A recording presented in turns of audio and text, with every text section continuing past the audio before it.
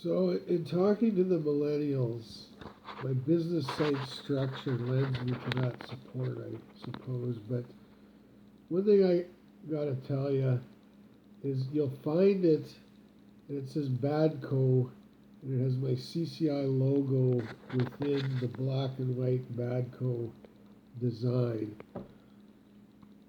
You have to be not more informative in the day and age we live. You need to scrutinize heavily your performance. That's where we are in today's world.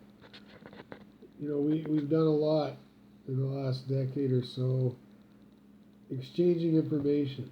But what good does it do if a result isn't purported out of it? And right now, we need to be lean, mean fighting machines, if you want a better word.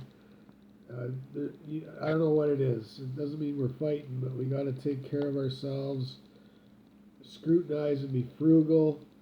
And I'll just give you an example. Like, I know the younger generation can find themselves wanting more all the time and more quickly. Some have found it in the right access to just wanting a good quality of life. That doesn't always mean huge success in monetary things. It means friendships and other things, a social circle we fit into, and so forth. But when we get into accessing more monetary value items, there can be a problem, and right now that's not going to lend to anybody's long-term success. Desiring that more than your outcome of sustaining a living and staying afloat. Frugal is where it's at. When I grew up, here's an example for you. I learned to water ski on a 14-foot aluminum metal fishing boat. It didn't have a steering wheel. It was just one of those open boats designed at the back with the motor with a handle to steer. One guy sat at the back, and it was designed for fishing and nothing else. We didn't have a lot of money when I was a little kid, but my dad and my parents, my mother, they still wanted to take us out and do things like camping. So within a budget, we learned how to live within our means. They took us, we learned how to ski behind a metal fishing boat. I suppose with a 20-horse Evinrude Merc motor on the back, those black ones. Well, that was okay when we were really little.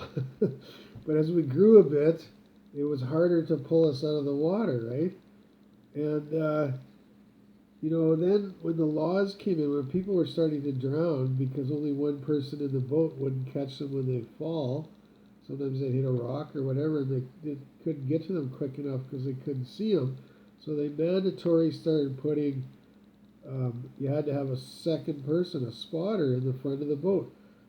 Well, outside of a little kid, then there was too much weight in the boat. We couldn't get pulled out of the water. That's how, heavy we were, this little wee motor. But you had to have a certain age of a kid. I forget the age, but probably, I think it was over 12 and up, to spot while the driver was driving.